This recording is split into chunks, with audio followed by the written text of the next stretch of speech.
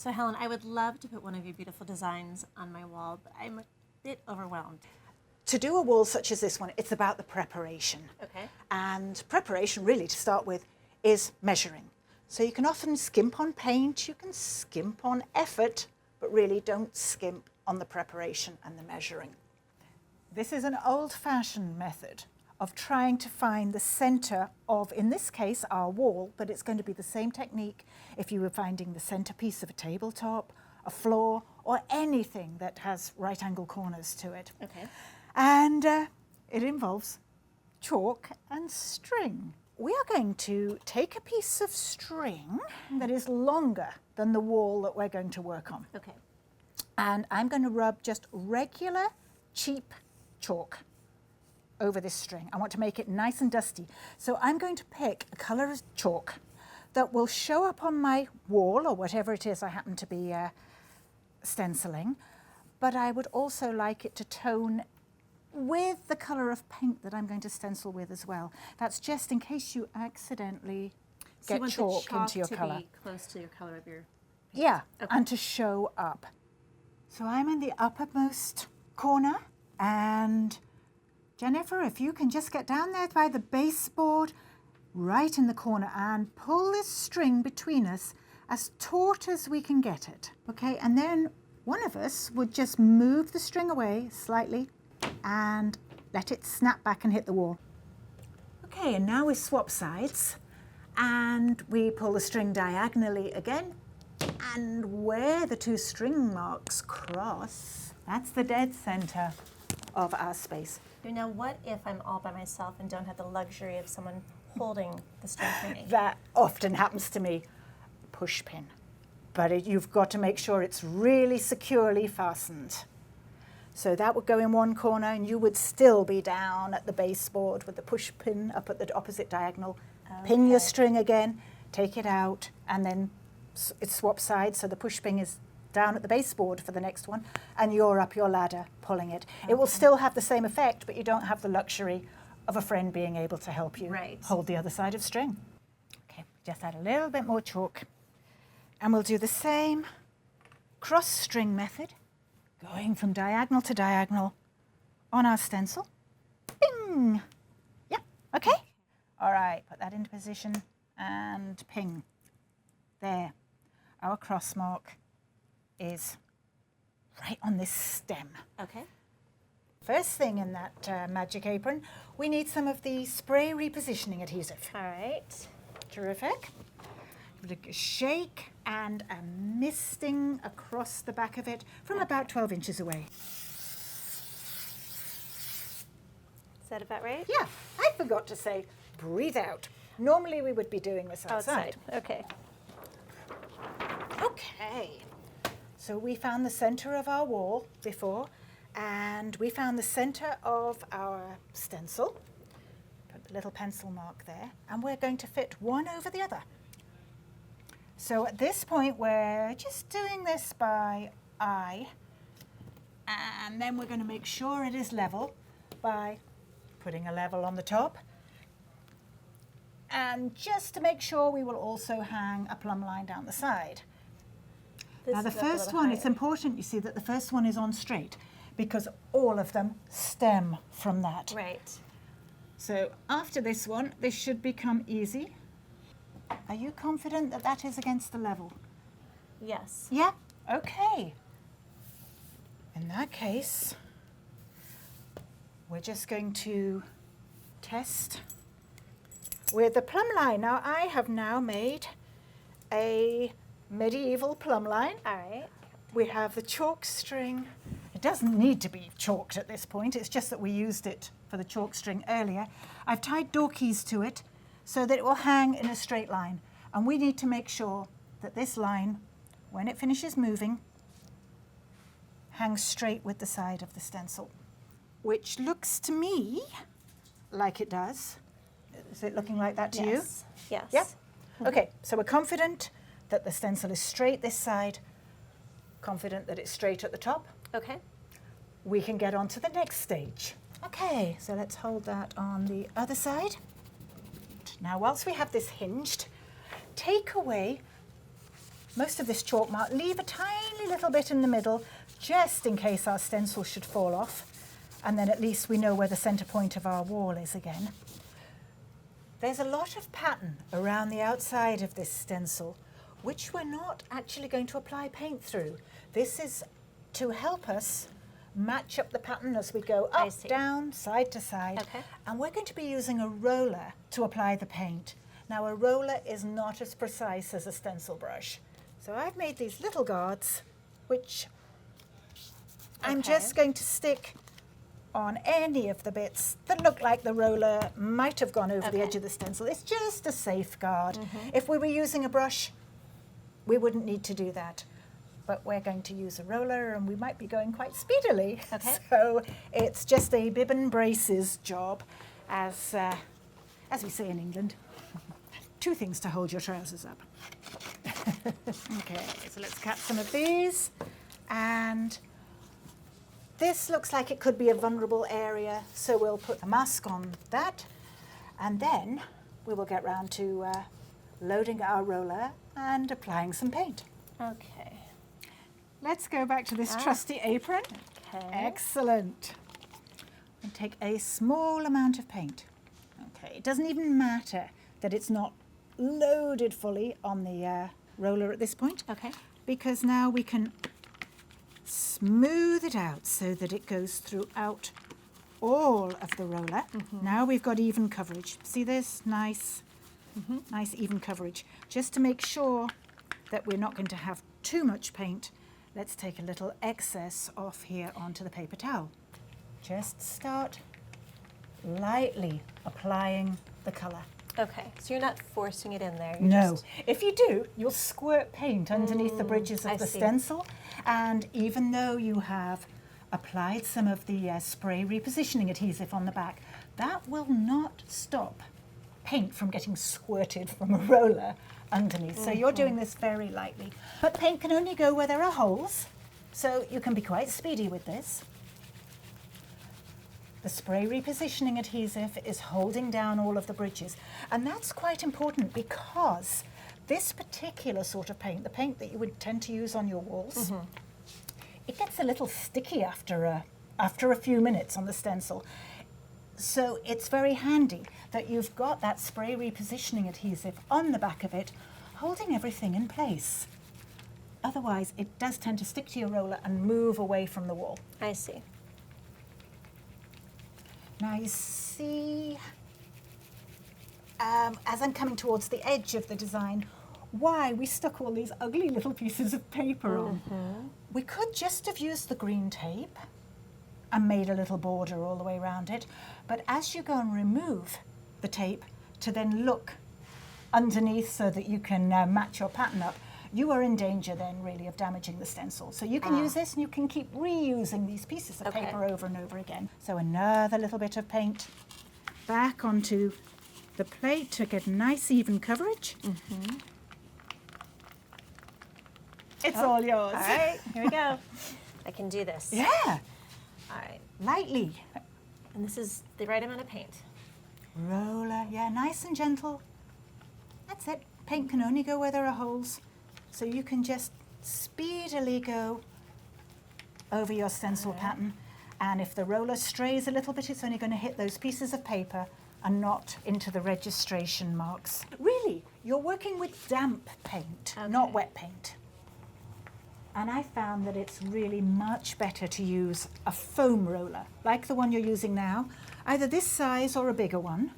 They're much better for applying paint for stenciling with than a fleece variety. Okay. All right.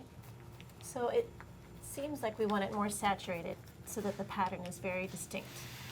We can vary the shades by applying more paint in areas than in others, but we do want to make sure that there is some paint in all areas. Okay. Otherwise, we've lost some of the pattern. And it will actually look a little darker than you expect it to be because the stencil is loaded with paint. Oh, that's beautiful. Wow. Now we will line it up ready for the next pattern repeat. To repeat this pattern, we are going to place these shapes around the outside with the bit that we've just stenciled. And that is why, another reason why you're only applying damp paint and not wet. Okay. So can you see here that this shape fits exactly over these flowers, goes all the way along. Now if it doesn't fit exactly, make sure that it does by adjusting. That now gives us exactly the pattern repeat that we need if we were going down towards the baseboard.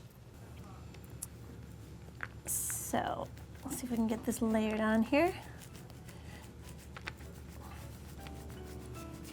I guess I can go faster because she says that it's only going to go where the holes are.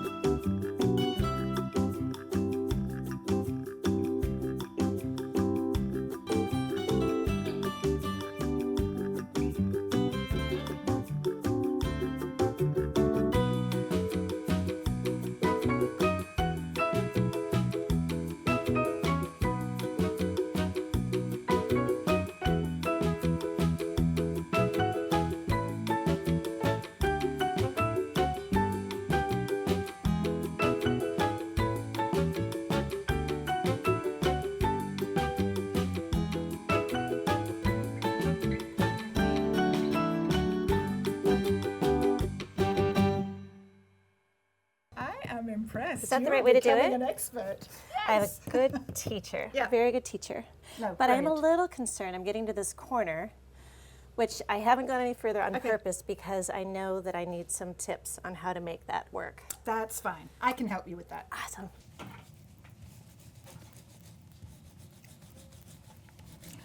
I rarely take the stencil into the corner of the walls because usually I don't have to. I will usually put a border, it might be a plain border or it could be a painted one, around the edge of my stenciled area, and it frames it like an artwork. Once I have stenciled into the corner and up and over the tape, all of this side's flapping free. Try not to stick both sides, both walls. It just won't happen. So stick the side that you're stenciling. This one's just finished. And now I'm going to press that into position. Let this side go, because I now know that it's matched up with this. But what I do want to do before I start a whole new wall again is to put that level on. The stencil was going at an angle, and I think that's one of the things that frightens people about corners is they do come off at an angle. So just as I did with this wall, I will stencil up and onto the tape.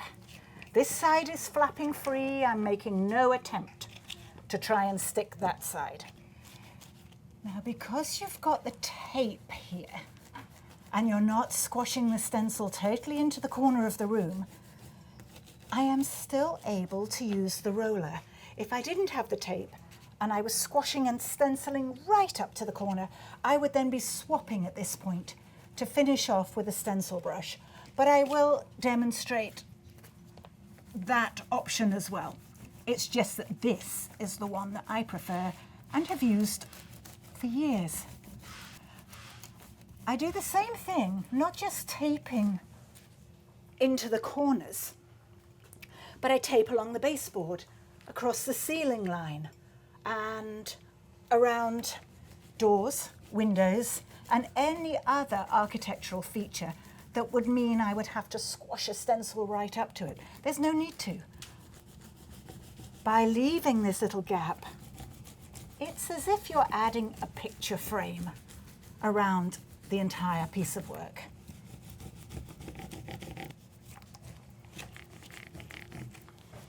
Right, so up, into the corners, onto the tape. I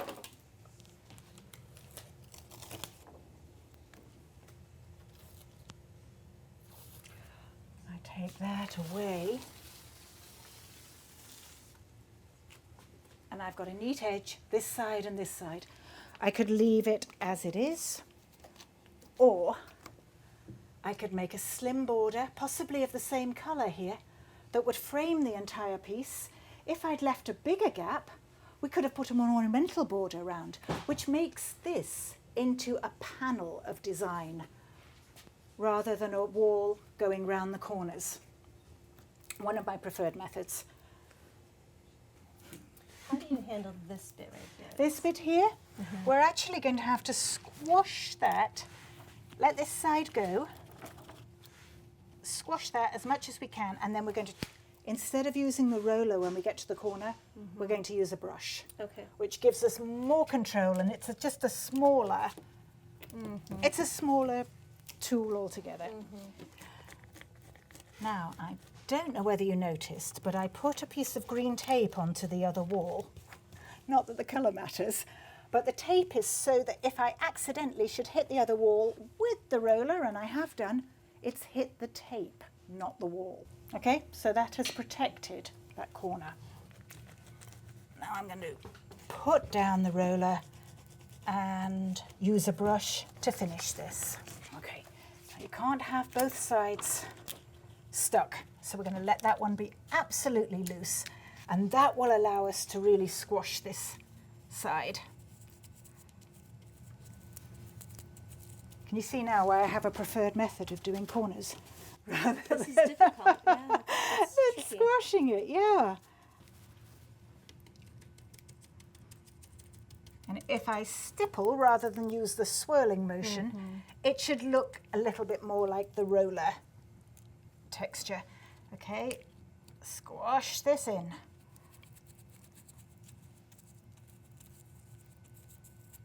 Luckily, this is a flexible stencil, so we're able to squash it really quite well. As you get towards a corner, the tendency is often that you press harder and really end up stabbing at the corner. Try and avoid that. Ease off the pressure with your stencil brush. And don't worry about it going onto the other wall because it is protected by the tape. If it did go on the other wall, it would go where the pattern is though, right? No, because you'll find when you come out of this corner, this is going to be off at an angle. Even if your corner was true, you still may be slightly off.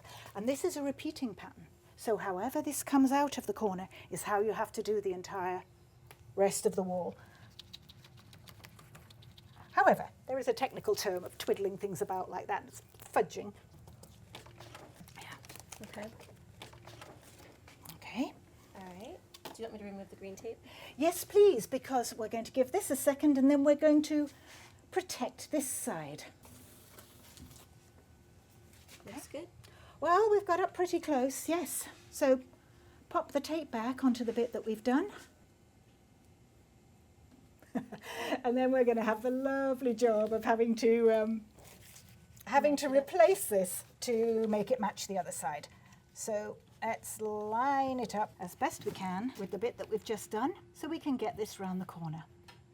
That looks great. Excellent. So we're not going to stick this side too well. We're going to concentrate on this one. So this has to be squashed into the corner, but I need to put the level on the top to make sure that we're going straight. How's it looking to you at the moment? That looks level. Would you like to Hold that into position. Okay. We're going to squash this in. And let's see. So we should be about right. You see, there's the bird here.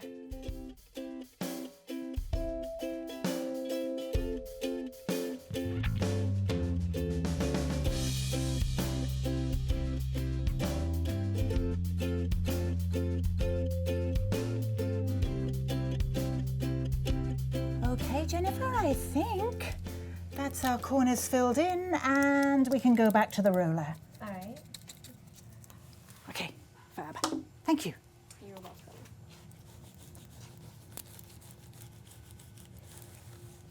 I think we're done. Let's see what we got then.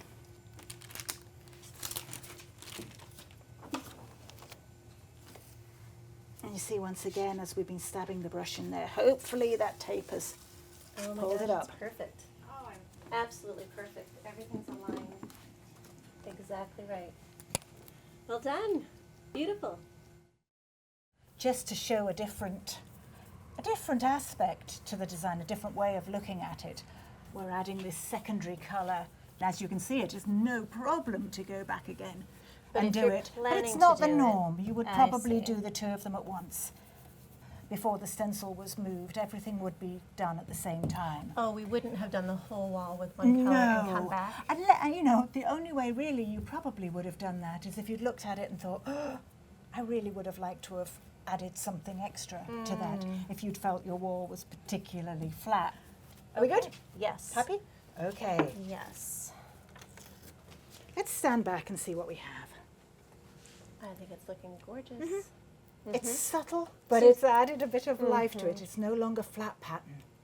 So you were saying you wanted to add another layer of color, is that right? Well, Or I was I like it mistaken? as it is, Okay. but I love it. we as will is. add another colour just so that we can show what three colours look like. Okay. Okay.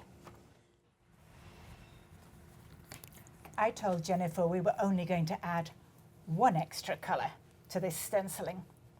I lied. So what we're doing at the moment is just to show you again how you can build.